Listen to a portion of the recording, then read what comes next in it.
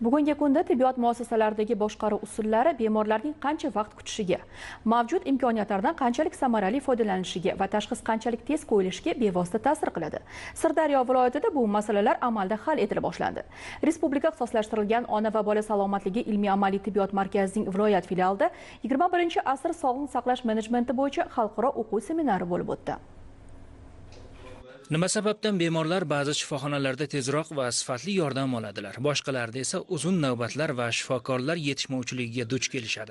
Zamonaviy sog'liqni saqlash nafaqat shifokorlarning professionalligi, balki jarayonlarni samarali tashkil etish bilan ham bog'liq. Menejment kutish vaqtini qisqartirishga, resurslarni oqilona taqsimlashga, bemorlar xavfsizligini yaxshilashga va tibbiy yordamni yanada qulayroq qilishga yordam beradi. Asosiy maqsad butun dunyoda samaradorligi isbotlangan zamonaviy boshqaruv yondashuvlarini ona va bola salomatligi tizimiga joriy etish va tibbiy yordamni yanada samarali, xavfsizroq hamda bemorga yo'naltirilgan qilish. Hurmatli prezidentimiz boshchiliklarida O'zbekistonimizning barcha sohalarida juda ham katta ishlar amalga oshirilmoqda. Shuningdek, tibbiyotimizda ham. Mana hozirgi kunda asosiy yo'nalishlardan tibbiyotda menejmentni rivojlantirish va bemorlarga sifatli tibbiy yordam ko'rsatishni xorijlik hamkasblarimiz bilan birgalikda Sirdaryo viloyatiga tibbiyot rahbarlarining o'quv treninglari tashkil etildi. Ushbu o'quv treningdan olingan bilim va ko'nikmalarni tibbiyotimizda ona va bola salomatligini sifatli tibbiy yordam rivojlantirishda o'z hissasini qo'shadi deb o'ylayman.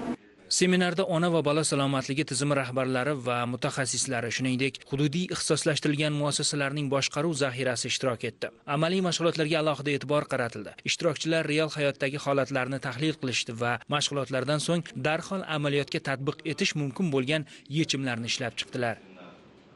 Treningdan maqsad bemorlarga ko'rsatilayotgan sifat nazoratini kuchaytirish, standartlarni doimiy ravishda joriy qilib borilish, olib borilayotgan tibbiy xizmatni sifat nazoratini audit qilish uchun bugungi kunga yig'ilganmiz. Dastur yakuniga ko'ra ishtirokchilarga xalqaro sertifikatlar topshirildi.